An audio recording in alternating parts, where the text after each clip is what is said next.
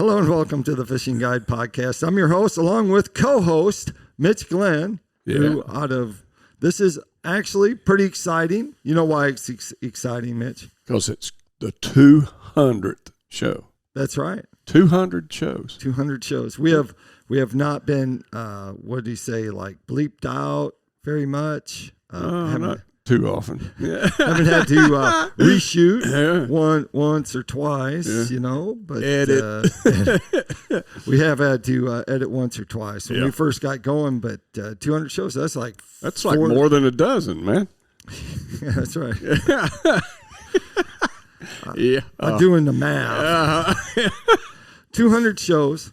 And you weren't in all of them. Nope. But you were in a bunch of them. And what do you think your most favorite show of all of them would be? We did some early on with some people. We did some with some local people. I think we did some local ones down in Mississippi that were pretty good. Yeah, Mississippi ones were good. Mark Hammerlin was good. Yep. Yeah. We did that off Lake Washington. Yeah. That was. I like the ones that get done other places, right? Because that way, I guess if they're out there and you're here, you don't understand their environment or anything, so you're learning from their environment what's going on there. I think one of my favorite shows, my grandson was on it, Grayson. We may have him back on because that's one of our most popular shows. And he'll own this thing before you know it. And Larry Agus down there at Southtown Sporting Goods was pretty cool because apparently everyone was coming in the store and they were like, Larry, you were on the show, you were on YouTube. Larry's got to cram about 8 hours worth of knowledge into a 30-minute podcast because he's got so much knowledge up there. That was pretty cool. But a lot of things has happened. That's like 4 years.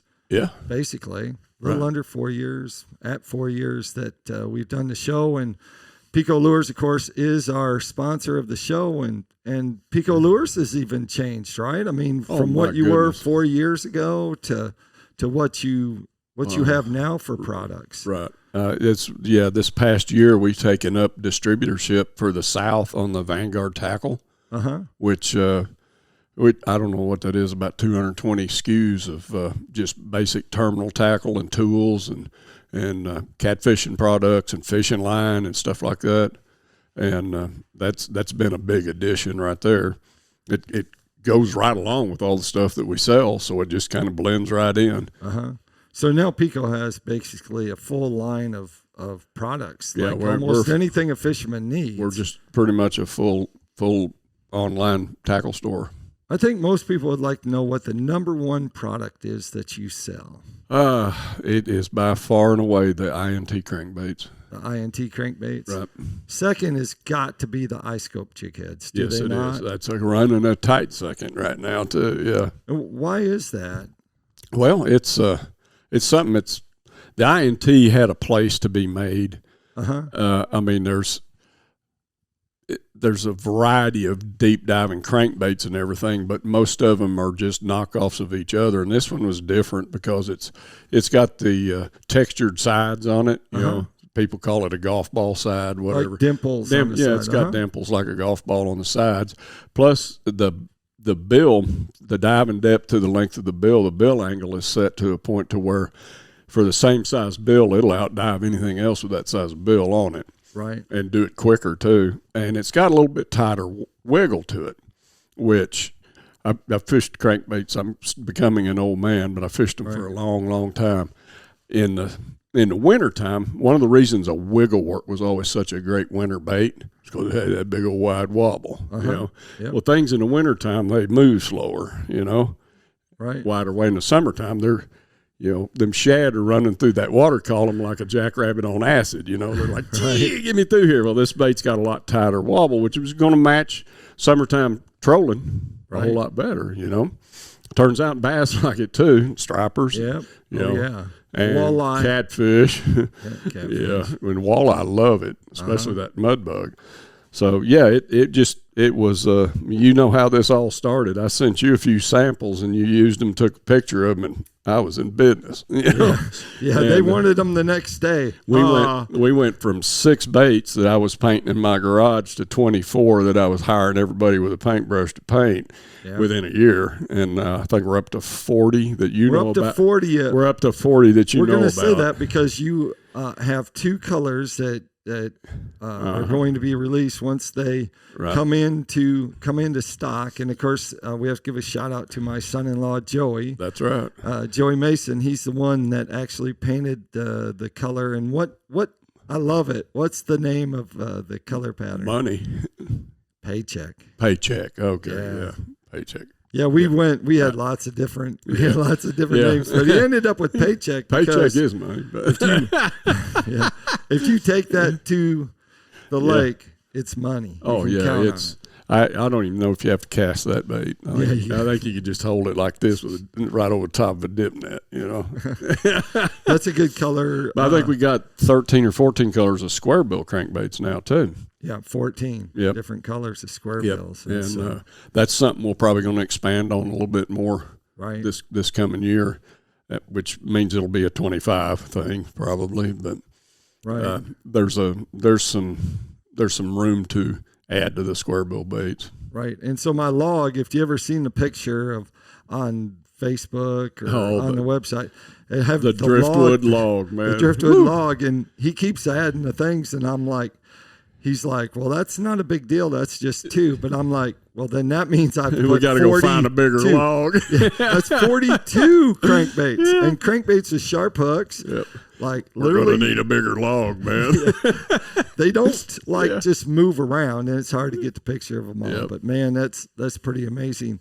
The scope eye jig heads. Why is it just the timing when you started coming out with them, and how they look? Like we have videos where we compare ours against like a round ball head jig head, and it shows how the image of the other one is so much brighter compared to the normal one. Was it just timing? A lot of that actually, I had the idea in my head of how that should work, and basically I turned that jig head into more or less what I seen everybody else trying to do, and it just really wasn't tripping my trigger. Right. And somebody that I gave some to accidentally marred one of them up a little bit, and all of a sudden it totally changed.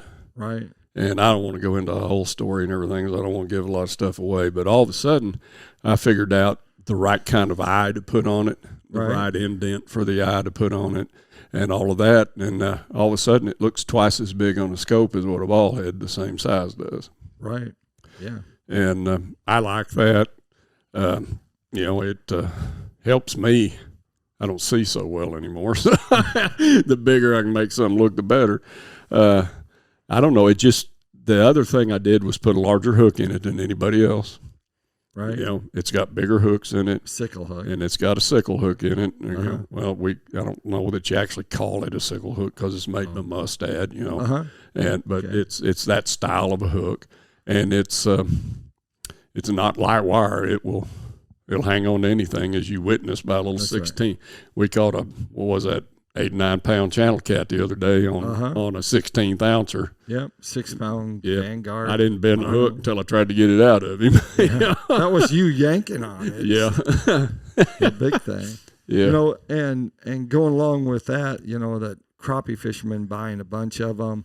You also brought in Lance Huey as the pro staffer. Oh man, yeah, he's been good for us. I tell you what, he takes that Vanguard stuff to a whole nother level, making his quick rigs out of it and everything. It's got everything, anything you want to use for spider rigging. Vanguard makes it, and he's got it, and he puts it to the use. Man, he's doing well with it. Maybe we should talk about the gold hooks. Give him the gold hook story. Oh, yeah. Lance was at his show, and he saw all them gold hooks. He wanted to know why anybody would use gold hooks. And I told him it's because crappie like them, I mean, I grew up, that was called a crappie hook. It was a gold hook. It's just what you used. And he'd never heard that before, so I handed him a couple packs of them, and 3 days later, he's like, how many more of them you got? Yeah. So, yeah, it's... He's a big believer in in the gold hooks. Yep. Yeah, he is. We shoot a lot of videos, and when I'm with him and we're shooting videos, he's like, gold hooks. The reason why I do gold hooks, and he goes, he brings them up with that big B&M pole, and he swings them on in. That's right. So they're made for crappie fishing. I mean, I grew up on Petty Jean River, and we use gold hooks down there in that muddy water, and it wasn't an unheard of thing to unhook your crappie, drop your minnow off the hook, throw him in the ice chest, lay your rod down while you was getting another minnow, and there's something to hit the hook. Right. Yeah. You know, I mean, they'll buy the gold hook. You know. So over time, a lot of people have given tips on fishing. So we're going to ask you 2 tips for catching first more bass, and then the next one is a tip for catching crappie. Okay. So we're gonna let you give us those tips, and I'll tell them that the best thing you want to do is just subscribe to our channel. It's the Fishing Guide Podcast. We're on all the major podcast networks, and you can find us anywhere in there. And there are shows that come from many different states throughout Tennessee or Mississippi, you name it, Texas, there's Oklahoma. There are videos that it's also on a YouTube channel, so you can also watch the video part of our show. So you can watch either one, but make sure you subscribe. And so, Mitch, give them a tip, on bass fishing. Well, Hank Parker said the best way to get better at fishing. What's that? Quit your job. Yeah. But that's his tip. So right. if I wanted to, I'm what you used to call a power fisherman. Right. I had 6 rods on my boat, had 2 spinnerbaits, 2 jigs, and 2 crankbaits. Right. And that's made for covering water. So I guess my biggest tip, if you want to catch more bass, is cover more water. All right. Cover more water. Learn patterns. Right. Learn patterns. We're probably going to do some pattern shows in the spring. Yeah. I predict. Yeah, we'll do some pattern shows. How to establish a pattern.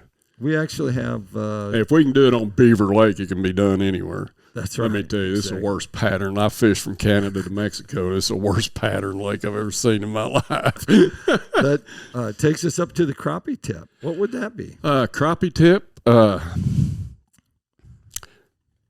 Lance was on the show the other day, and I asked him that. Yeah. He was like scratching his head and stuff. And I said, keep your minnows live. He said, dang, that's a good one.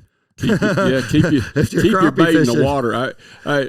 One generalized tip, this really doesn't apply that much to the crankbait part of it, but just in general crappie fishing tip is find wood.